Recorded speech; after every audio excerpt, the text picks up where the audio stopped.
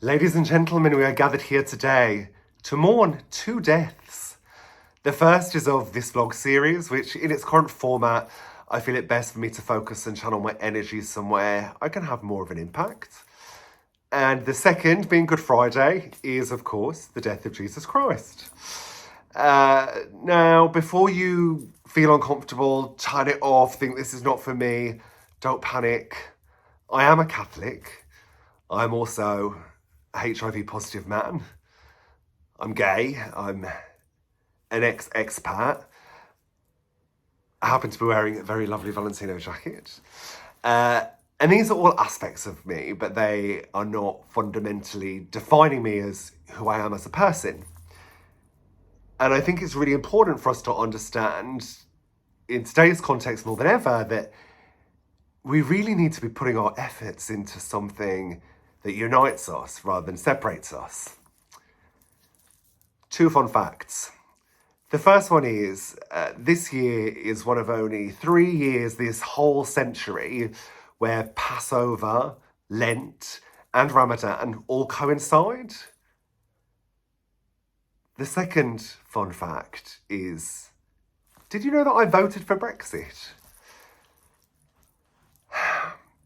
Now, whilst I'm sure you find one of those facts a little bit more surprising than the others, the reality is I'm sat here dealing with the consequences of the fallout of one of those decisions I made. And no, I'm not regretting being a Christian. I am, however, feeling regret about Brexit. Now I've been deported, trying to access NHS services when both my health, physically and mentally, has been hard.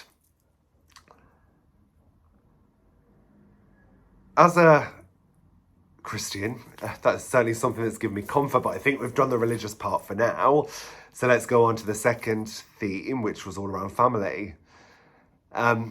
This Easter Sunday, I am going up north to spend Easter with my parents and my grandma. And it is the first time in over 20 years that I've spent a big event with them.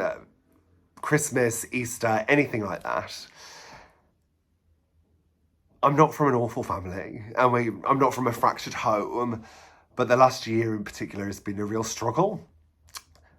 And it was great, only a month ago, to be able to reunite face to face with my parents for the first time since everything happened and discuss the issues and make our feelings known. And so now I'm actively really excited to be spending this Easter Sunday with them.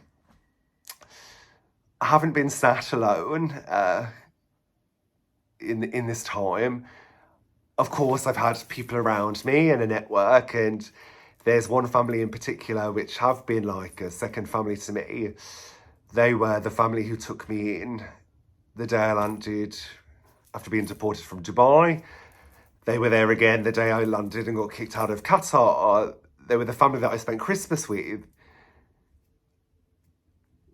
I won't be spending Easter with them because we're having a pause on that relationship, and that's kind of difficult, but it's really made me understand to see the bigger picture, that when major events happen, or when one kind of party or person or group of people are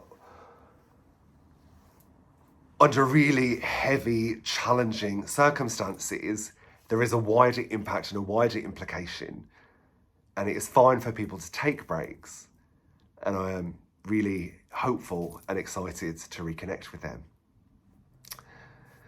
So we've done faith, family, and now we're on to the effing chaos. And if you haven't been able to tell by now, between my health and my relationships, the chaos keeps on coming. And what do you do in chaos or crisis? You pause and you reflect and you take away tasks or burdens to make things more manageable. I, however, decided it would be the great time to rescue a second pug. So I've had Birkin arrive, and he has been a massive ray of sunshine, a drain on already limited energy.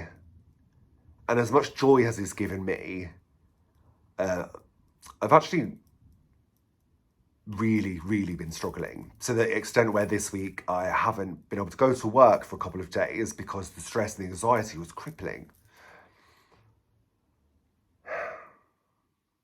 And yet I'm sat here in chaos. I've had a morning of therapy and I'm feeling calmer.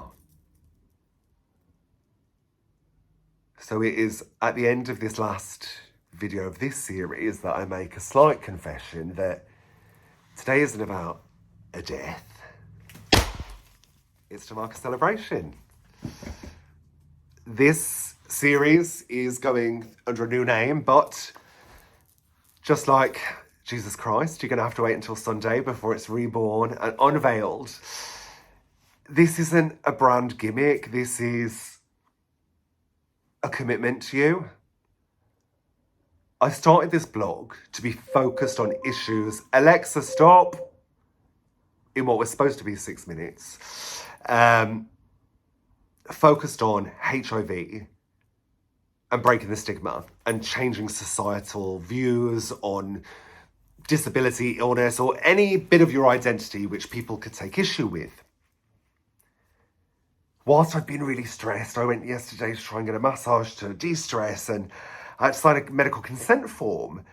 And on it, you had to certify that you didn't have any health conditions listed. And number one was, you guessed it, HIV. So I said to the receptionist, I can't sign this form. She asks why. I tell her why. She says, oh, it's no problem. And I'm saying, well, I just have to disclose the fact that I have HIV to a waiting room full of people. So whilst it's not a problem to access a massage, there is a wider issue here we need to fix. So with that, I will see you on Sunday with the new name, with the renewed mission to focus in on HIV, the stigma, and changes in society. Until then, have a great weekend.